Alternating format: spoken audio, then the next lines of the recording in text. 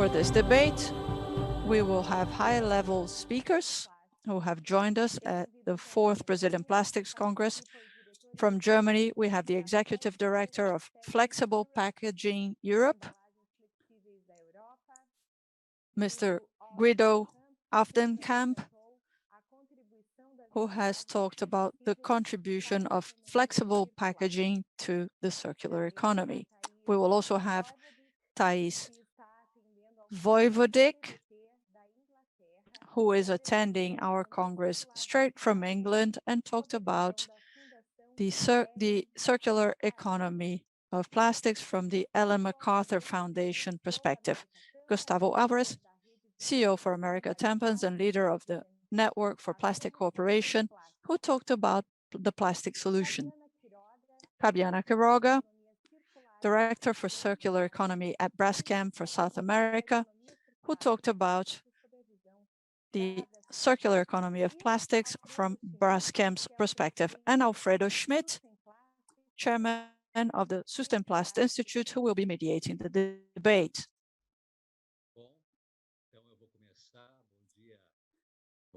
Hello, everyone.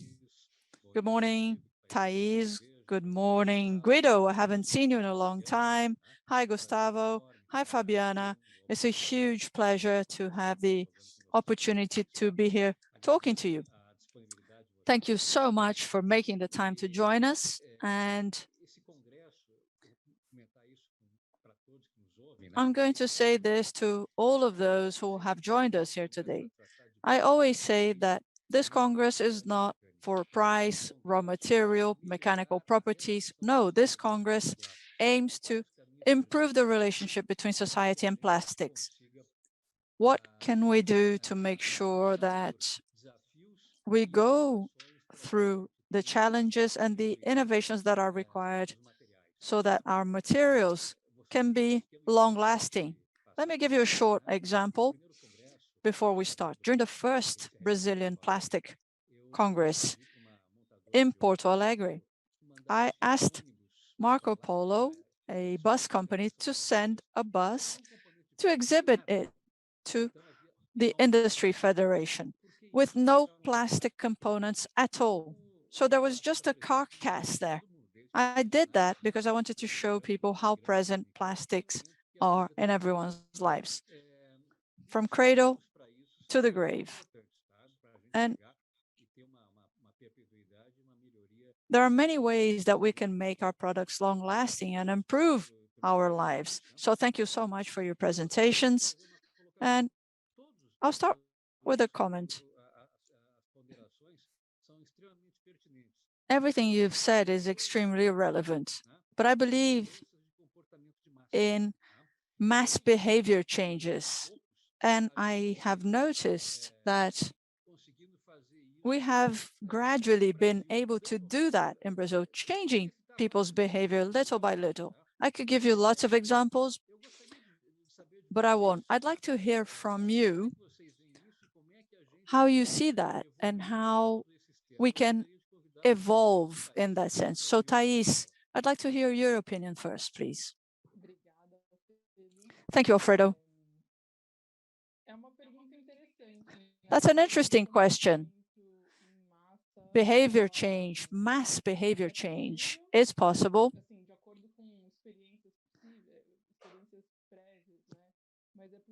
We've seen it in previous experiences, but it's possible based on system changes, I think.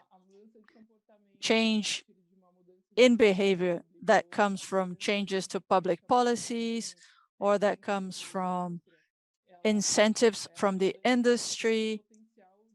I think that kind of mass behavior change can be quicker than expecting behavior to change through collective conscience, for instance. I don't know if I've answered your question, but I'm reflecting on everything that has been said during the presentations today and the changes that are required so we can achieve circular economy. So that's my opinion. I think all the links in the chain need to be part of the change. And when we talk about mass behavior change, you know, we're talking about people's individual roles, but they need to be part of the change. But the key players of this change, those who will cause that change to happen and will allow that change to happen, are not individuals. I think they come from the industry, from the government, and they are the decision makers. Okay, great. Who's next? If I might, I'd like to add to what Thais said. I completely agree with her.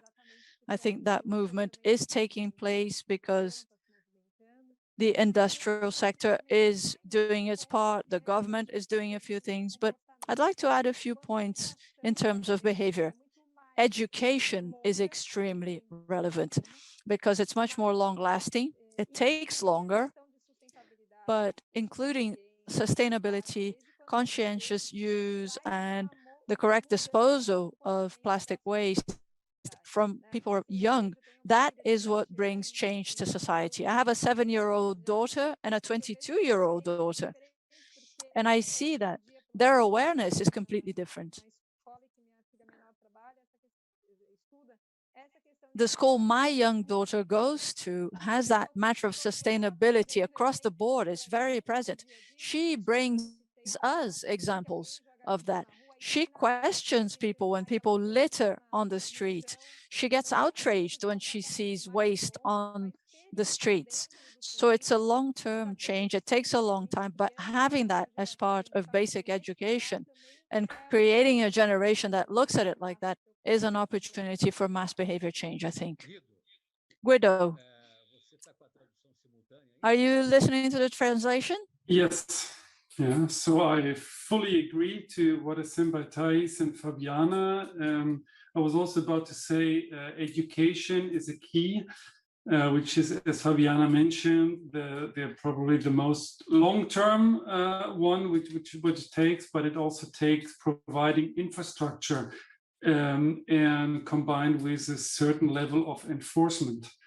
When you look at countries in Asia like Japan or Singapore, because of cultural behavior, which is education, there is nobody littering. Combined with certain enforcement, there is nobody littering, essentially. Yeah. So, and it also in other countries there are packaging types which are not littered, or if they are littered, because due to their material value, they will sometimes not even hit the ground because they are taken away while somebody wants to litter it. This is obviously difficult with flexible packaging, but if you can provide certain incentives that people don't litter but collect, as I mentioned before, I believe that we don't have the issue in 10 years' time, yeah, that we are talking about completely different things because we have solved the issue. That's kind of our vision and what I believe in. Gustavo, com você. How about you, Gustavo? Well, there's not much I can say. There's not much left to say because you've all said it all. Just as a cherry on the comments cake, SustenPlást, the institute, would be an example of that. I think the Cool Caps program includes all of the elements we've just talked about. Education, infrastructure, because if you don't have the infrastructure to receive that material and having recycling with it, but it also has a purpose. And I think people in general, society as a whole, needs a purpose, whether it be social or whether it be economic. It doesn't matter. Or better yet, a combination of both. We will not be able to mobilize anyone if we don't have education, but we need to have a purpose for it and an economic objective, because paying more or not getting anything in return doesn't mobilize anyone. doesn't drive the process forward. So we need a combination of all these elements. I completely agree with what everyone has said. And I would include that last element. I think it's important, purpose. Do we have any further comments on this topic? I would say a few words. Maybe some of you have heard me say that before, but I started teaching. I used to teach chemistry. So education runs in my veins. And I personally don't believe, well, it's not that I don't believe, but I think it comes out much cheaper to society when you encourage education to be improved. Everybody wins in that case. If you look at Japan and Singapore, for instance, it's easy to see. And then some people say, well, but that's going to take too long. Yeah, maybe, but it depends. If you, maybe Fabiana and Thais won't remember this because you're too young, and Guido because he didn't live in Brazil for that long, but he might remember it. There was a campaign in Brazil called Sujesmundo, dirty guy. It translates into Sujesmundo means dirty guy. The streets were extremely dirty here, and this was a communications campaign, and it really improved things. Streets became cleaner, so education, citizenship. For instance, on my desk, when I leave my desk, I don't leave a coffee cup on it. I clear it out. I clean everything. So citizenship is key.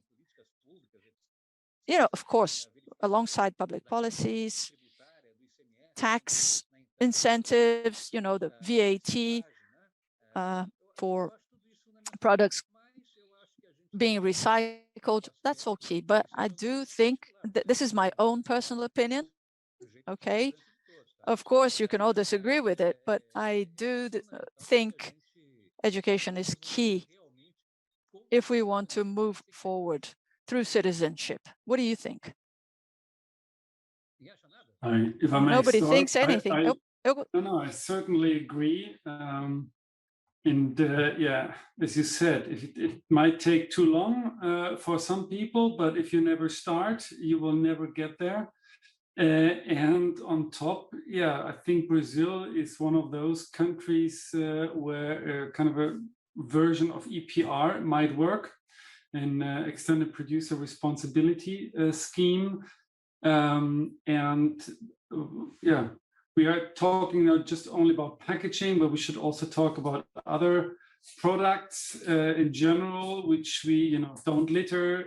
If you use it properly for a long time, don't go always for the new way to replace it because it's has a more fashion color or something like that. Also, those products should be either used longer or then recycled.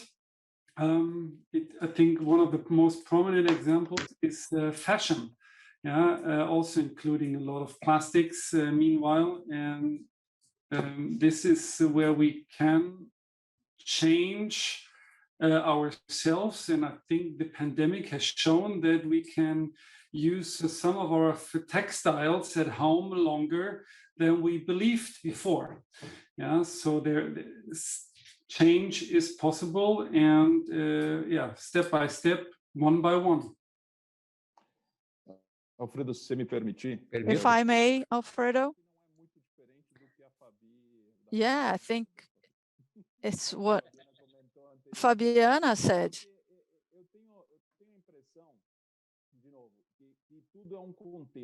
I think everything is part of the context. I think new generations won't just accept things the way they are. I think the new generations are much more educated. They want to find their own purposes. They have their own motivations. It's a new society that is created. And because of technology, information flows a lot faster around the world. Now, the depth is a problem because just as technology shares information very quickly, it doesn't necessarily provide in-depth information, and people don't necessarily understand the concept. So you need a purpose to start the debate, and then through education, you get the depth you need so that you can get a real movement, a sustainable movement that gets support from everyone and not just an obligation. That would be my point. But I think we're all saying the same thing, basically. I think, yes, it is possible. It is required. Education is necessary.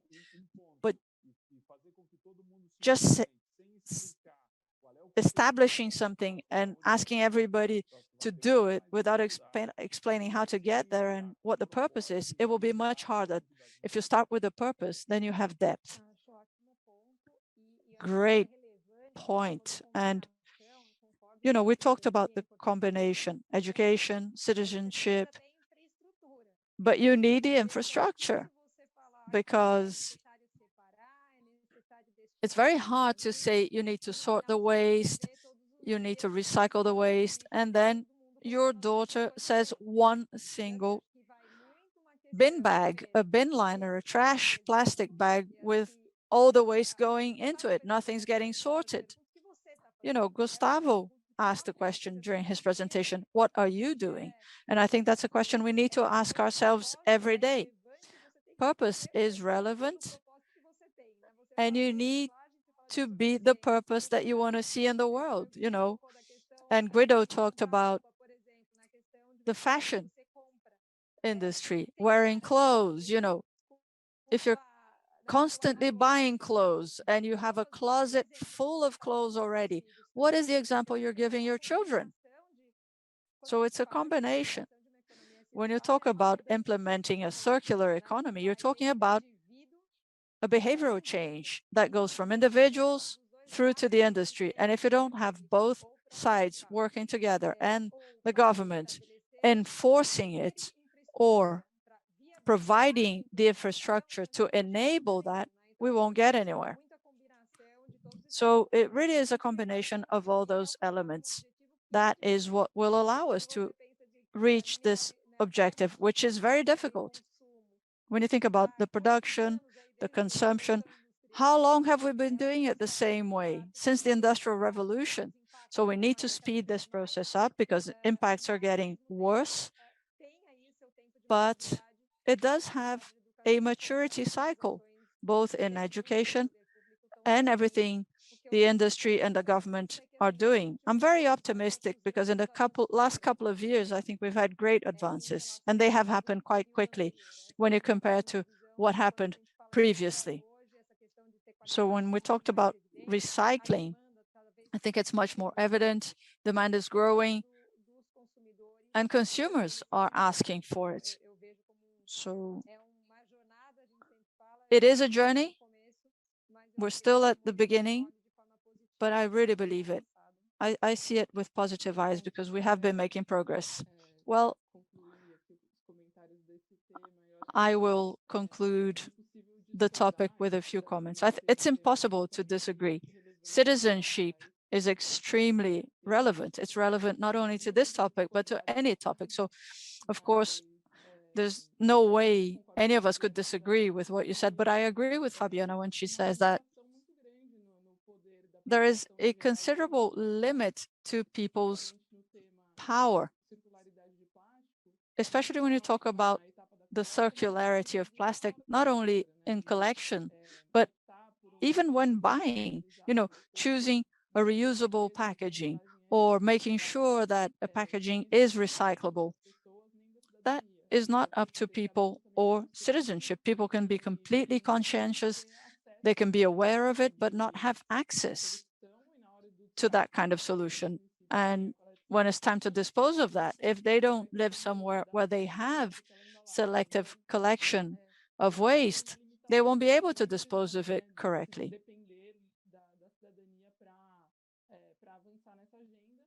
So yes, we do need citizenship to move forward with this agenda,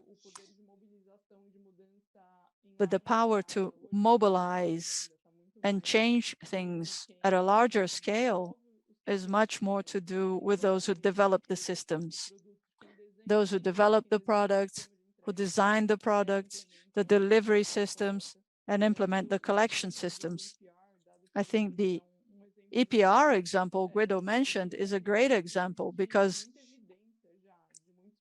there's a lot of evidence from different countries that funding, infrastructure, collection, sorting by the private sector was what really affected drastic change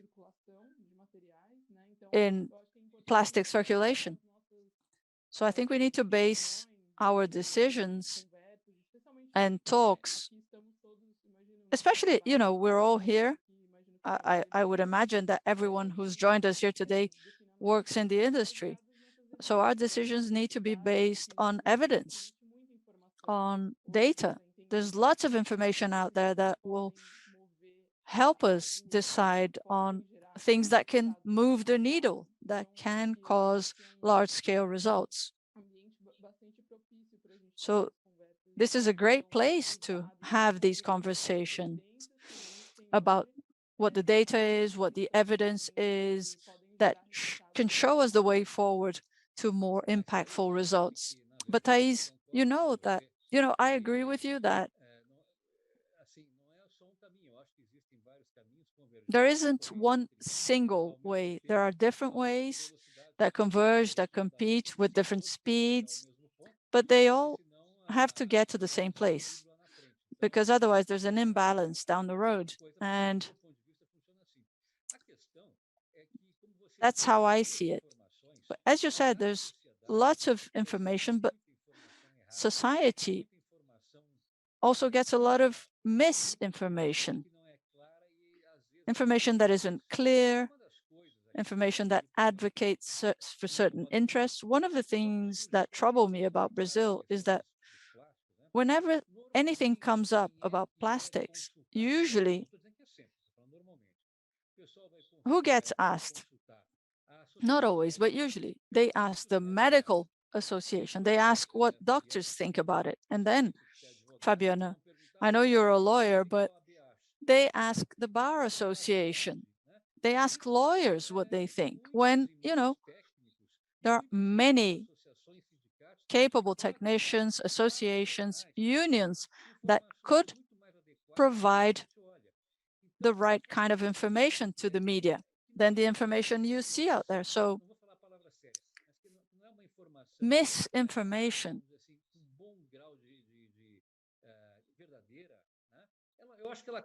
I think it causes more harm than good to the process. We have to go a longer way to get to the same place. We could get there a lot faster. That's why I talk about education. Yeah, I agree. The only thing I would say is that when I talked about information, I meant the scientific data that is available for decision makers.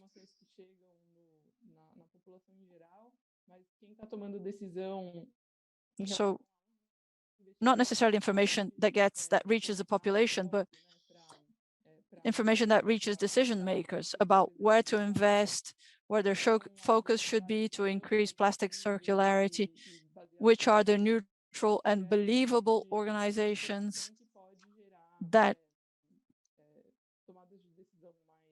provide this kind of information that can lead to the right kind of decision. About your comment, Alfredo, concerning the information that reaches consumers,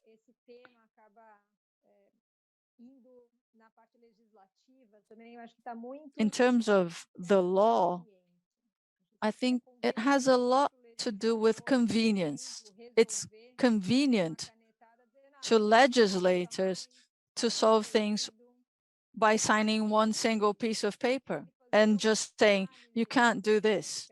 This isn't allowed. It's much simpler than conducting an in-depth analysis. What are the impacts? What are the opportunities for improvement? How can we make city governments and state governments act? And on the consumer side, whenever we talk about convenience, that means an impact as well. So plenty of people say, I don't use straws anymore. That was quite powerful in Brazil. I don't use straws. And they post that on social media as if it were sustainable. And I'll give you an example of something that happened to me. I was somewhere where the mother took a plastic straw, spent half an hour saying what kind of an impact that caused, that her son wasn't meant to use a plastic straw, gave the straw back, and then 2 minutes later, her son was taking ketchup pouches and mustard pouches and ripping them open, and you're playing it around with it and creating so much waste. Doesn't make sense, but it's much more convenient to say, oh, don't use this, the straw. But it's easier, right? So information, in my opinion, has a lot to do with convenience, finding the easier way to do things. And that applies to consumers as well. It has to do with their convenience, refills, reusable packaging, because you're going to have to sort the bottles. It's not as convenient. And in Brazil, that's something we should focus on. At least some of the experiences I see in my building, we sort the waste. All you have to do is take it downstairs. And there are people complaining, oh, no, it's too much work. I have to go down to the garage, sort my waste. It's much easier to leave it at my door and for somebody to pick it up. It's not as convenient. So we need to have the right kind of communication that will cause the kind of impact.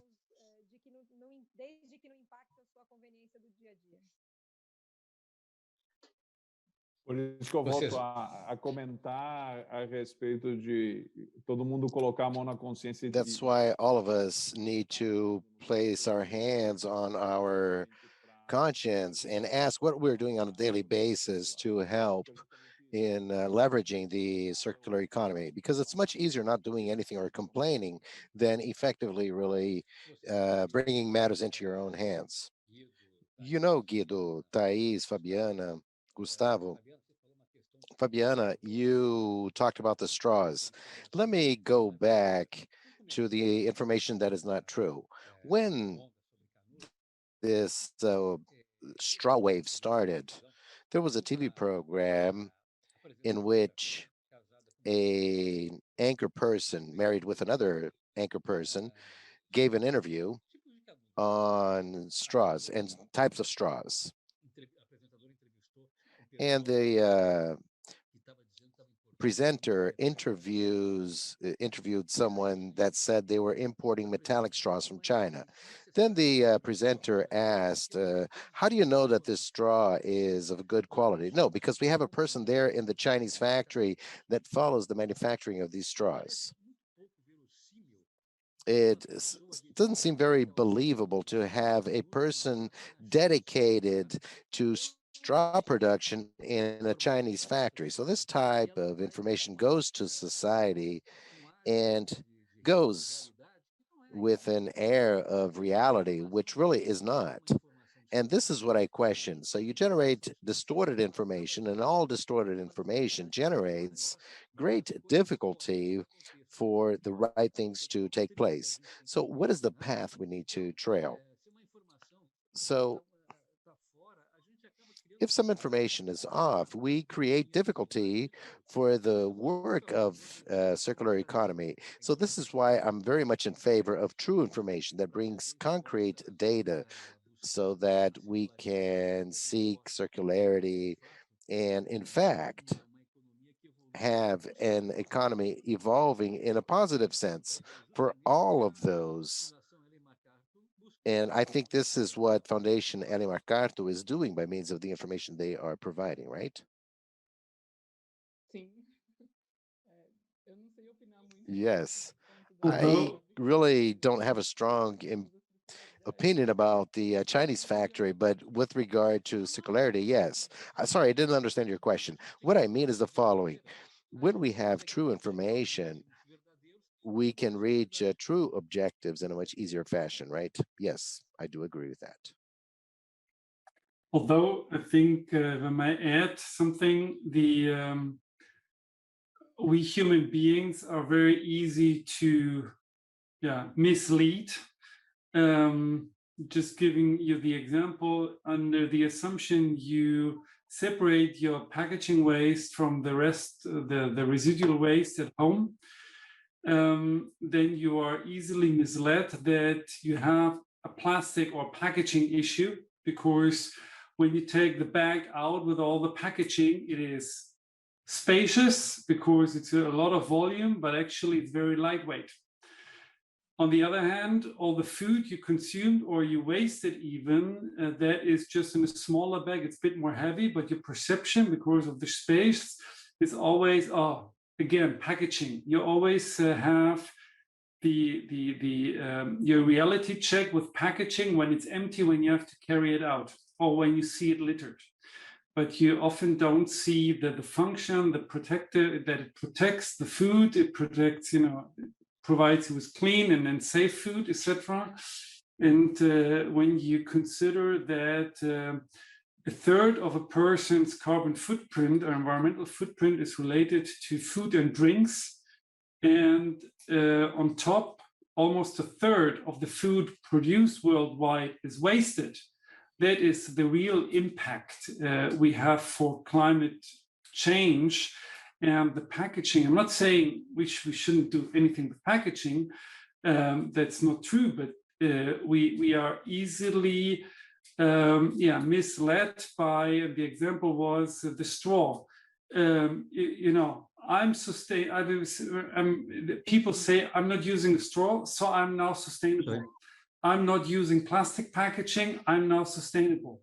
And this is kind of the easy way for people to get out. And when you realize the not using plastic bags, retail bags for 1 year, there was a calculation for Europe, is the equivalent in environmental footprint to about 15 kilometers driving a car. Yeah, people are not using retail bags and believe they are very sustainable. On the other hand, they take every short trip to the supermarket with a car. So here we should always be to put everything in perspective and help people to make decisions without them knowing. I remember a former colleague telling me that the most sustainable product is which makes people behave in a sustainable way without them noticing it. So this is probably the real product design we should aim for. Ok. Chegou uma pergunta aqui para mim. We received a question here that I'm going to read. So let me put on my glasses for that. To make campaigns of the filthy one can be quite interesting. But cooperatives probably know new things. Universities and academia should also provide answers, but public policy is also important. What do you think about this? All of this certainly is part of that group of things that will move toward a situation in which we will find a solution that is more adequate and that reaches all the goals that we have set on a daily basis before us. What do you think about this? I think this is very much in line with what we just commented. We need joint efforts that are effective. The campaign issue with content and information is part of the communication and bringing knowledge and information, but it needs to be coupled with effective actions. So simply doing actions or communication plans that are really grandiose without any concrete actions, you're not really bringing about a solution. So I think the combination of both is important. So in Gustavo, we talked a lot about this, right? Concrete actions and communication is the consequence of presenting what we were able to advance with. So it's important to mention this. Communication is a component of that which you already elaborated, have done, and developed. So it is a consequence, not the first and foremost objective. And here we need to develop a line of thought where the action or the project are the basis of everything that effectively you will present. So in general terms, the discussion and debate phases as to how important plastic is and how harmful it can be if it is placed in a wrong place. This entire debate phase already occurred. So both a proposal from industry or from an effective view of society is much more related to which solutions we will take on. So the entire context needs to be surrounded by something effective and tangible. So the final product needs to be tangible. And this will motivate people more to follow along this path. The example that Guido gave is very interesting. Sometimes it's very easy to say that you are participating in a better purpose or higher purpose because you're not using a plastic bag or not using a straw, when in reality, you are impacting in a much worse fashion on the other side. But fact is, we need to have effective actions so that we can seize the opportunity in people engagement to find a solution that that becomes the new reality of this society.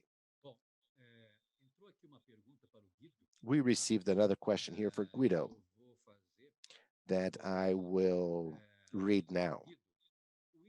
Guido, the recycling rate of flexibles in Brazil is around 5%.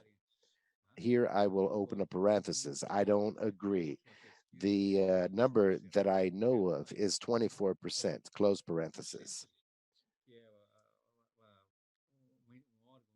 No Sempre, which is an agency from the recycling area, we understand that consumer environmental education to separate this material is very relevant to structure the entire chain. Can you share your experience in Europe with regard to this subject, please? First of all, a comment to the 5 versus 24%. Probably we have to check the definitions, whether we are talking about flexible packaging overall, so Yes. including industrial packaging, or whether it's just consumer packaging. Probably the consumer packaging has a lower recycling rate. Yeah, it's as mentioned before, it's all about you're setting the infrastructure.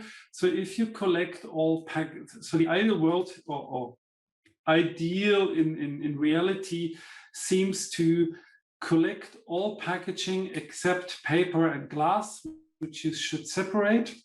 And then in modern sorting centers, it is relatively easy to, with modern technology, to sort out the different materials. So there are various polymer fractions. And then there is recycling technology available, which can make it commercial viable to also sort flexible packaging. It's just a matter of collecting all of it and combining all of that, even with a ban for landfilling, because and an export ban, and then you have the need to invest in the infrastructure to sort it all out. And their technology is available, but it just needs scale.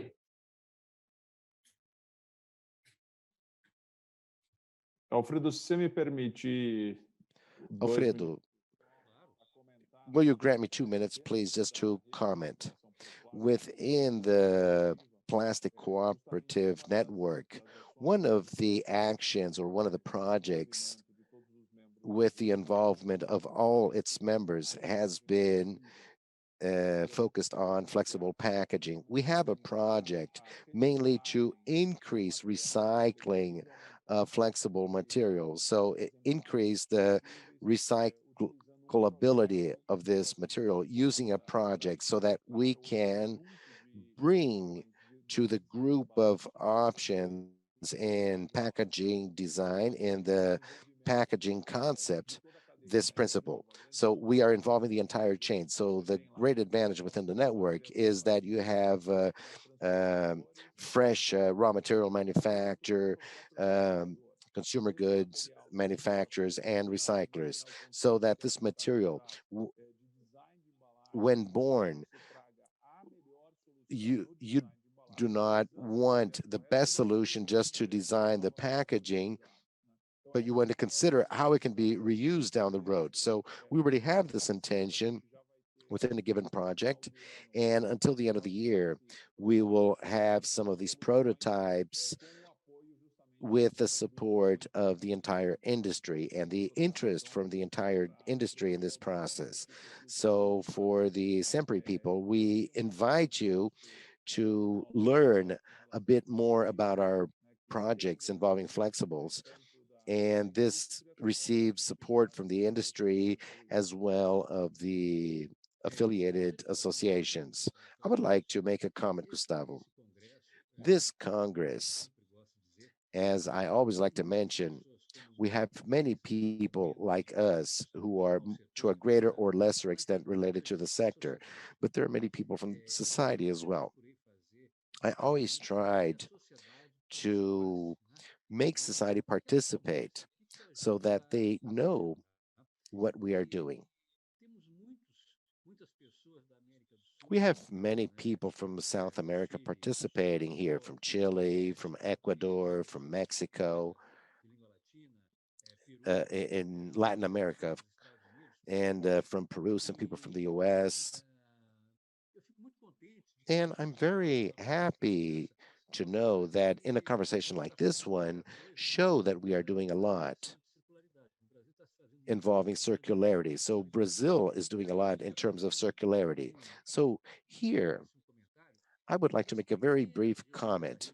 One of the first meetings in Rede we participated, and I recall seeing a lady that worked at a co-op, and she would say the following: well, they make mineral water bottles. One is red, the other one is blue.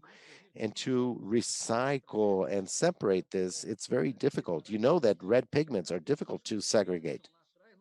So don't people think about what's going to happen down the road? So what Thais just mentioned, that Fabiana mentioned, that Guido said, so the design is very important. We need to be concerned with this so that this can revert always into a more adequate situation to reuse this material down the road. I agree a lot with this. I worked for many years in the private initiative in large companies, and I have this experience of oftentimes the areas within companies work in isolated silos. So someone developing the circular economy strategy is not thinking about the product aspects. So there is an opportunity that is very large to approach this. We talk a lot about collaboration among actors, but there's also an opportunity for internal communication within organizations so that areas work in an integrated fashion. And when thinking about circular economy, we need to pass through the innovation, marketing, supply chain areas, and we need multifunctional work models in large consumer good companies. This is essential, as you mentioned, for this decision-making process not to be halted. So you shouldn't wait for the co-op at the end of the line to point this out. So you don't have to go this far. So there's a great opportunity for greater collaboration among or within companies and also regarding the use of materials that are developed. Now working at the MacArthur Foundation, I see a lot of high quality material being generated as a guideline, as to the best design decisions for different packaging materials. So I think there's a lot of material to be used by several areas, and there's a huge opportunity for collaboration inside companies. Just another point about what you were talking about regarding flexibles. The foundation is not prescriptive with regard to any packaging.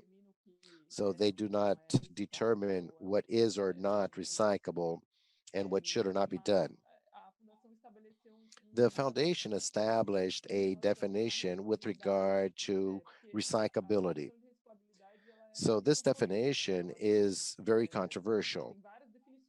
There are many existing definitions, and it could be identified as recyclability that has been proven within a lab or something that is great scale in practice. And McCarthy defines large scale in practice. So there is a cutoff score. So if there is not proven recycling of at least 30% of a given packaging in a specific country or a specific geography or a given number of countries that add up to a certain number of people, this packaging will be defined as recyclable or not. So this connection with in practice recycling and in theory recycling, the MacArthur definition may help guide this type of discussion to understand what is the percentage, because oftentimes there are several opinions and different views on this topic. So I would just like to share this point that there is a definition of the new plastics economy that has guided companies regarding the global commitment and the undersigners of the Global Plastic Organization. Regarding this point, I think Guido's comment was very interesting because in Germany they are changing, sorry, in Europe, they are changing the point at which this assessment is done. So it's no longer at collection. So it is at the next step. So this makes the recyclability index drop as well. So this concept issue needs to be very present and firmly defined so that we can, it's what I always say, the proper idea. If we start having a lot of ideas and diverge on this, we wind up with wrong solutions, right? Yes. The Alan MacArthur definitions were developed by a committee with over 100 specialists in the area. So since 2016, they have developed concepts in a very collaborative way with specialists from around the world. So these concepts have been developed based on evidence and consensus from specialists. Of course, this is a view. There may be different opinions, so there's never going to be an absolute truth. Definitions are being created, but this is a standpoint. And as you mentioned, the effective recycling definition is not done over collection, but rather recycling in practice. So we also use this indicator. Gustavo, what do you think about this? First of all, once again, we're talking about the same topics and trying to find the same types of solution at the end of the day.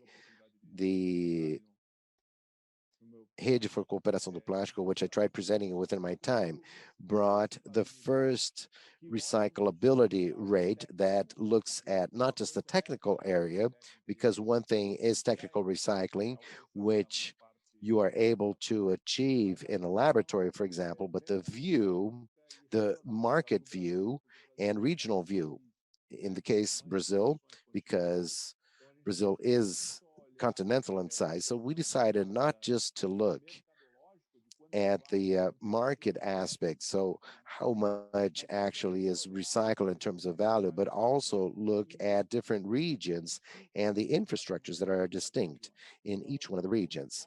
So I think the retorno, which is the rate used by the rede, is the first one trying to find the solution. So this solution is never perfect. So naturally, you need to try to evolve and improve its use. So we still have and will have in the future several subjects that will need to be discussed, elements that need to be included within this discussion and debate. So when we look at the recyclability rate, you look specifically at your product and within your company. Then you do the control and specify what should enter or not and how to use this. Another thing is to look within a much broader context. Ellie MacArthur mentioned that you're undersigned of this view in terms of the plastic compact. It has a great representativeness, but it is 20% of the total. So how are you able to reach out to the others so that effectively we have results? We start with the larger ones, this is correct, but we also need the commitment of all. So this is why the idea within the network to have an open rate so that everyone can use this, so that in general, we start creating, so in other words, education, so that companies look at this as a reality and they start to mobilize themselves so that their products are more recyclable and also focusing on the final result. So the effective recycling increases. So I think we have all these different contexts and information intertwined so that we can have an end positive result for all, meaning for society. So this is the bottom line. We want to find a solution where all are engaged towards it. I would just like to complement one point that Thais mentioned that I think is very relevant, the internal collaboration of the company. So I would like to share my testimonial, the differentiation that we made, that circular economy became a priority on all businesses and evaluating the design and also with customers. So we established this as a business. So we brought this to the forefront. So how can you develop a circular economy within the company? And we had the endorsement and definition and prioritization from top management. And we followed a clear commitment made with the public so that we could follow this within the company. So this topic is a priority and is disclosed in a widespread fashion. So I am responsible for the circular economy of the area, but this concept needs to be clear and defined for all. In practice, what we have seen is the opportunity in areas that we didn't even imagine bringing the circularity concept. So we had chemical waste that was disposed of, and we were able to value, bring this, transform this into products, and find a new segment that uses this. So this has nothing to do with plastic, it has to do with chemistry. But it started from a commercial area that called upon us to understand the concept. So how to transform this, technically speaking, into a new product. And we were able to implement this. So this is something I would like to share because I think this is very relevant to what Thais mentioned, that within the company to bring circular economy to the forefront made a difference to us. And based on our commitments and the involvement of our CEO on the topic, all areas now seek circular solutions because they know this is the priority. And within the innovation pipeline, most of the teams are focusing on renewable and recyclable solutions within the company. So we are a petrochemical industry. So this is a differentiation and a mobilization that occurred. To have sustainability as a pillar was always the path, but circularity occurred and this transformation occurred as we brought this to the business. And we have seen a great collaboration of different areas seeking solutions in each and every one of their areas of activity. Fabiana, This is something that is very plausible. I am a Braskem customer, and this is very strong in the relationship between Braskem and its customers, and the speed with which this has occurred over the last 3 years, let's say. Nothing was said about this, or very little was said. In 3 years, a lot has been said about this. So this is really excellent. And it shows that we are trailing a very good path. Maybe we have already moved up to the second level, the second tier. And I think we are progressing very nicely with regard to this. We are reaching the end of our debate. And I would like to give each and every one of you a chance to make your closeout comments, because at 1 p.m. we will have another presentation. So let me start with the ladies first. So I will ask Thais to give her closing remarks. I would just like to thank you for the opportunity. I think I already talked a lot during my presentation, and I am available for any additional contact. Thank you very much for the opportunity and any sharing opportunity. Sometimes we will have the same views or different ones, but we certainly will find the best way to move forward. Fabiana, please. I would also like to thank you for this opportunity.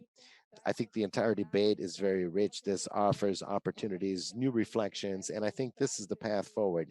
So Congresses, they offer this environment of sharing new ideas and solutions, and it's always a pleasure to be here to share with my colleagues on this topic that is so relevant.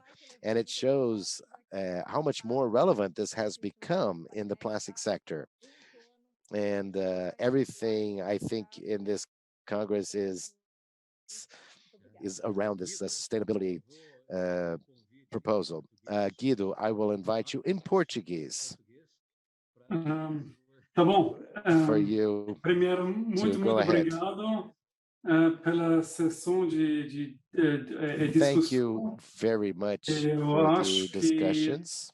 a gente está muito conjunto We are very much para together a in this. gente para a gente de chegar numa economia circular. And I'm sure that Mas eu together we will prefiro reach a circular economy. apresentar em persona, não numa conferência virtual, mas uma conferência, congresso I no Porto Alegre. certainly Por favor, would próxima vez. Muito very obrigado, much Alfredo. enjoy being in a in-person Congress next time for sure. I only can thank the organization of this Congress, the opportunity to be here and to share my ideas and also the actions that we are conducting. I fully agree with my colleagues that this is a great opportunity for us to share ideas and actions. And the view that this Congress brings, which sometimes is different and sometimes the same, are enlightening for us to build a better model moving forward for new generations. And this is truly sustainable. I would like to thank Thais, Fabiana, Guido, and Gustavo for the excellent presentations you offered, for participating in this chat. And we are certainly starting to build something very nice for the future. Thank you very much to all of you. And if you would like to continue participating in the Congress, I'm sure there's a lot of very nice things coming ahead. Thank you so much for your participation. We would like to thank the speakers once again, Alfredo, Gustavo, Guido, Fabiana, and Thais, and also for the moderation. Before continuing with the next talk, we would like to remind you that to access simultaneous translation, just click in the upper left corner. And we also have the slides available on the site cbplástico.com.br. It's important.